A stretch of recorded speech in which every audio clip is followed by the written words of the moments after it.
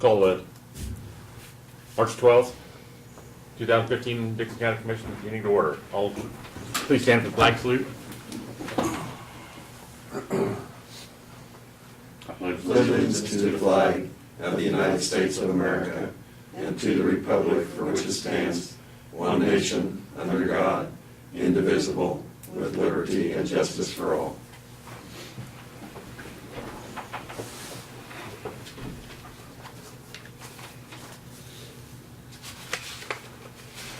We just have the one addition that John just gave us for the grant application for the health department. Okay.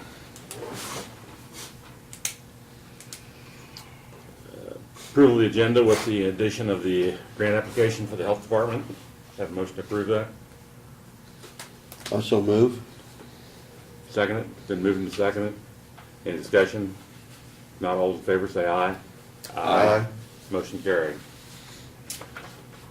Consent agenda, minutes of the March 5th work session and regular meeting, minutes of the March 9th canvas, abatements of $1,114.48, payroll of $251,825.94, and wire payments of $48,179.33.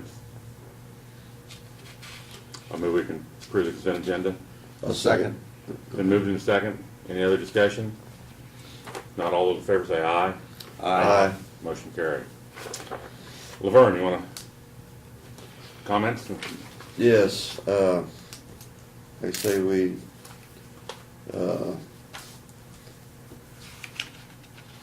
I guess I could start out by saying that we did meet this morning with our department heads, and Russ indicated that he's had a lot of people call in to get permits to burn, and with the dry conditions that we have right at this time, we've had several controlled burns that ended up not being controlled, and so there's been a lot of activity there, and that some of the fire marshals now have put burn bans on certain areas of the county, so people need to be aware of that and check that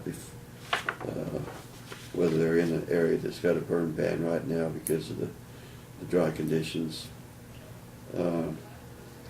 Also, we did meet yesterday with the Abilene city officials and just went over some of the things that we were doing in the county and the things that they were doing, and just more or less an update so that we have several paving projects that's going to be going on that we informed them about, and so it's always good to have some good conversation with them. So that's about all I had. Lynn?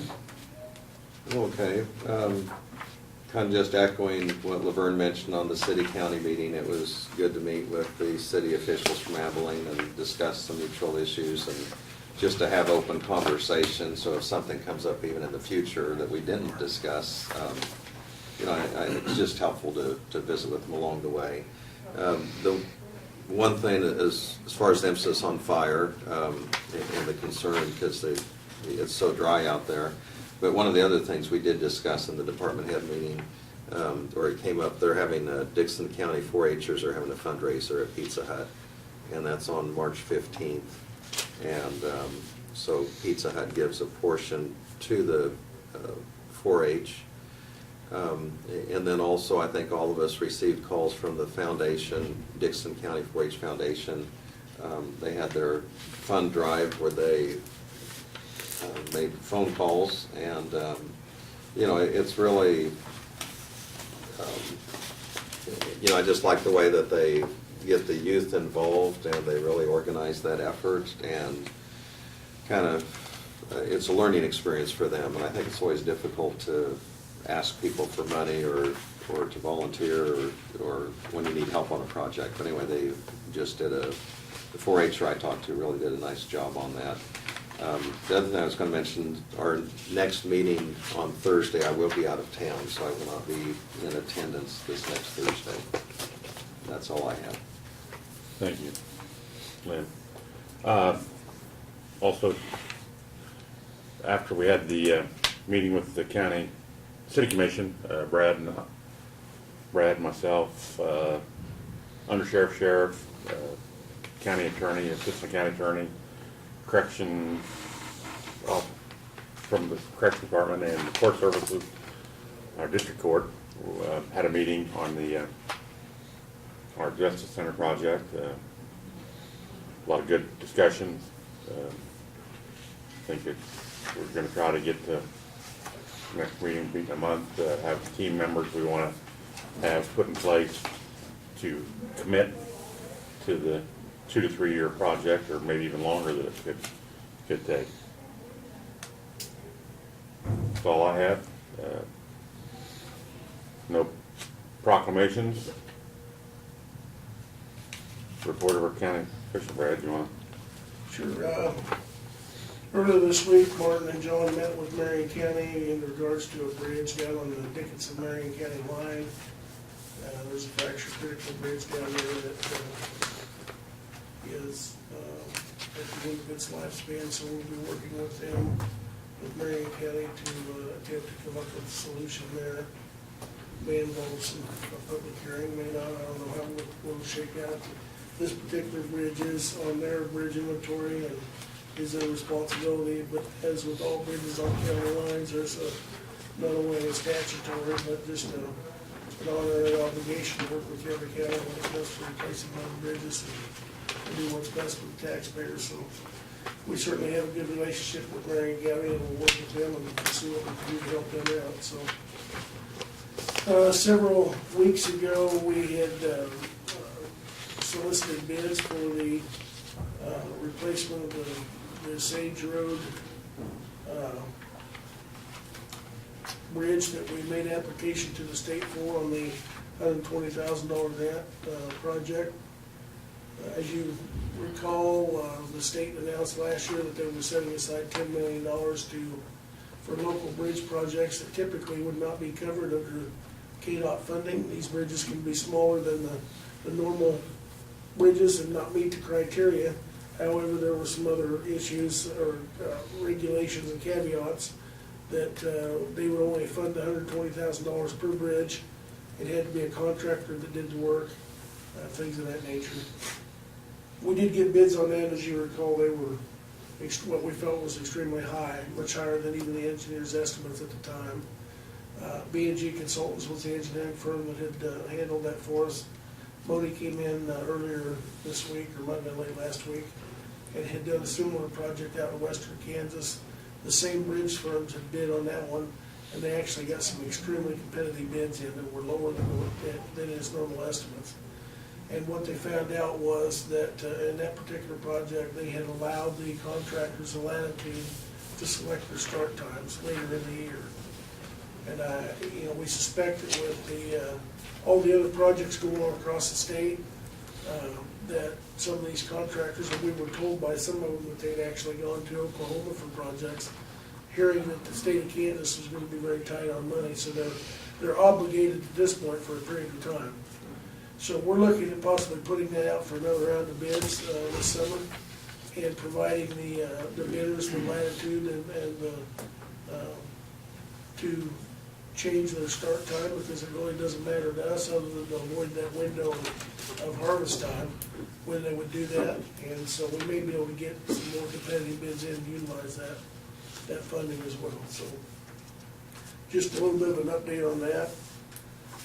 I provided you the one document today. We're kind of light on documents, which I guess isn't all bad, but Janelle has a draft there of the dates that she would like to start using for budget meetings with you guys this year, starting on the 18th of June.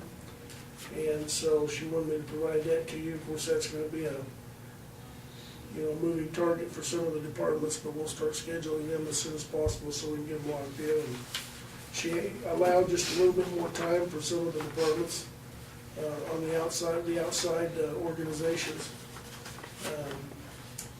Thinking it may take a little more time, I'll give you time to discuss that, but you've got that document, and then she'll be in between now and then and keep you updated on that, so. We talked about the additional bid that I received for the flooring in the house, and I think we took care of that, so we'll work with that. The addition to the agenda that you have is our grant application for our annual grants that we operate on through the health department. Excuse me, I'm kind of congested and operating on a cold. But, the health department grants are a little bit, well, they're quite a bit different than traditional grants that we operate on. They are the only grant program that provide us the funds in advance to operate on, and we have to apply for that annually to get that funding. Years ago, we used to have, the process was we would buy the vaccines and things of that nature, and then they would reimburse us.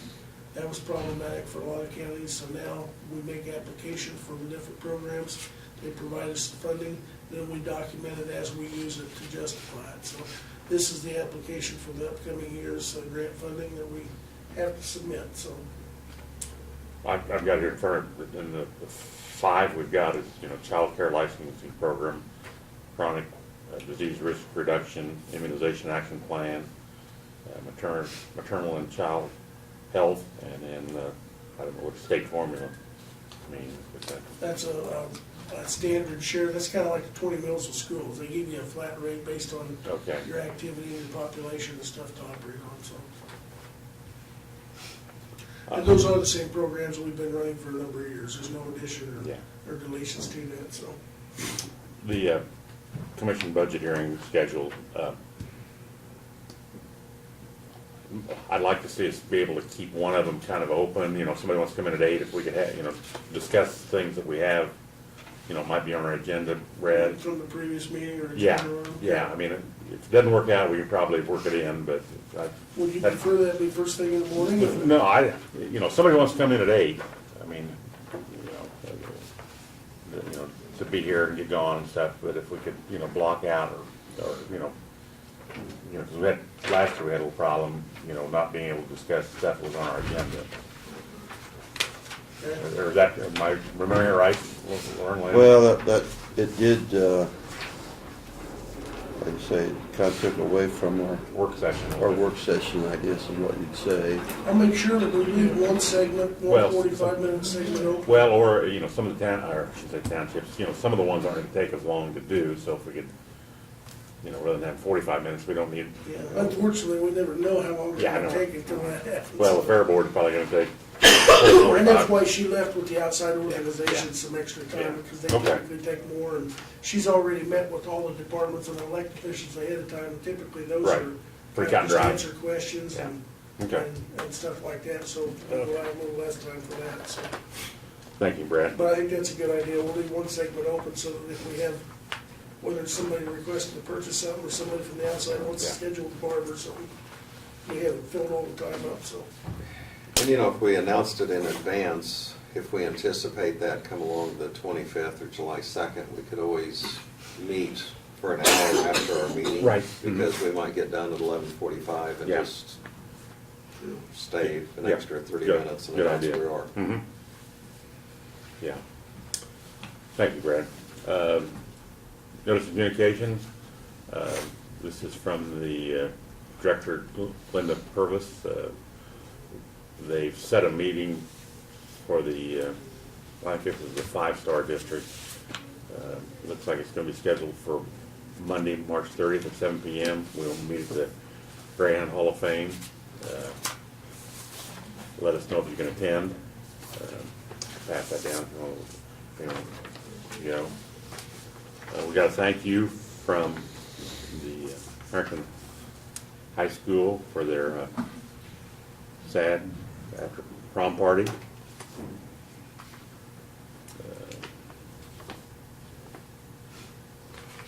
Notice from the Kansas Department of Health and Environment for a permit for authorizing discharge. Which one? Ours.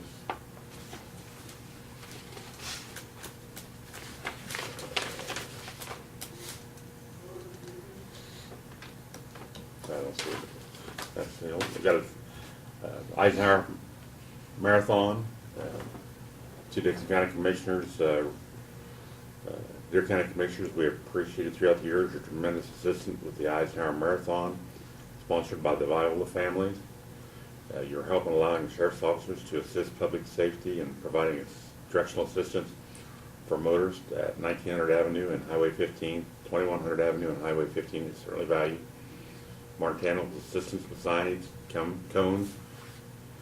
It should be signage and cones comes tremendously helpful with, and you're allowing you guys to, at the county yard, to help with that day of the event is vital to this year's current success. Everything went well last year, partly due to your involvement, and we certainly appreciate this. This year's marathon will be April 11th. There's more information on there, but we got that from June DeWeese, the event coordinator. Got a Great Plains Guardian from the National Guard that's in emergency preparedness. Blitz's landfill, C&D landfill got there, notified that you're listed on permit 0069. Must be received by May 1st, as required by the general permit and Kansas administrative regulations. So they should have went to Jeff. I think everybody got a deal for Fort Riley. 4th Infantry Brigade Combat Inactivation Ceremony.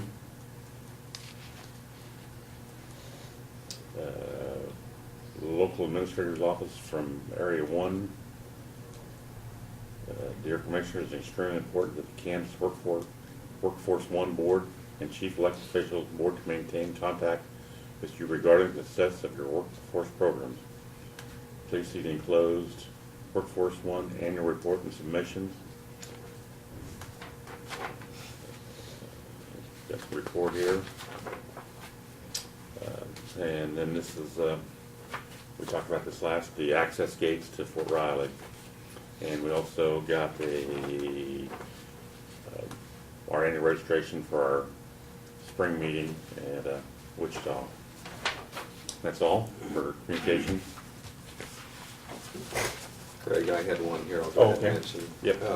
And it's just a letter, it's really more of a solicitation on employee benefits and, trying to keep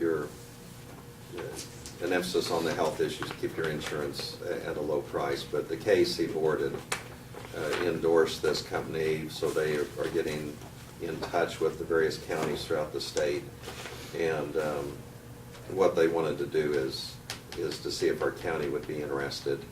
And we discussed this a little bit in our work study session, but we are currently enrolled in a program with the state that has a similar type mission and is accomplishing the same things. And so since we're already into the early part of a 3-year commitment, probably be no reason to set up an appointment with them in respect to their time as well as ours. Okay. So I'll go ahead and give this to Brad, unless anyone had additional comments on it, and just let advise him of our situation. Sounds like a good company, but it's Yeah. something we already have.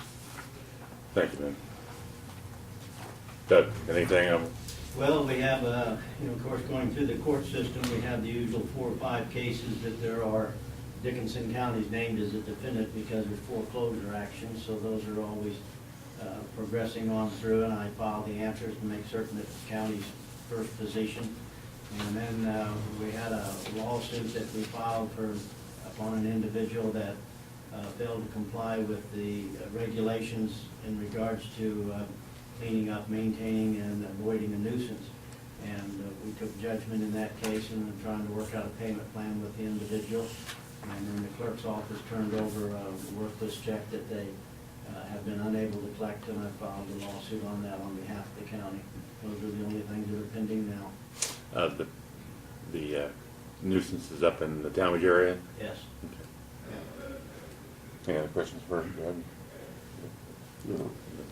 As long as you're taking care of it, Doug. Yeah, it's over, the nuisance has been resolved, and unfortunately, it's resulted in a sizable judgment against the individual. Hmm. wish you would have taken care of it earlier. Thank But you. he does too. Introduction of consideration of resolution, you have none. Unfinished business, none. Other business, we have a grant application from the state of Kansas for our health department. It's kind of an annual thing. John presented it, talked about it at our work session. And I'd make the motion that we approve the grant application for the state of Kansas for our health department. I'll second it. Been moving to second. Any other discussion? Not all those in favor say aye. Aye. Motion carried. No other business? I'll move, we adjourn. Second. Motion carried. All in favor say aye. Aye. Motion carried.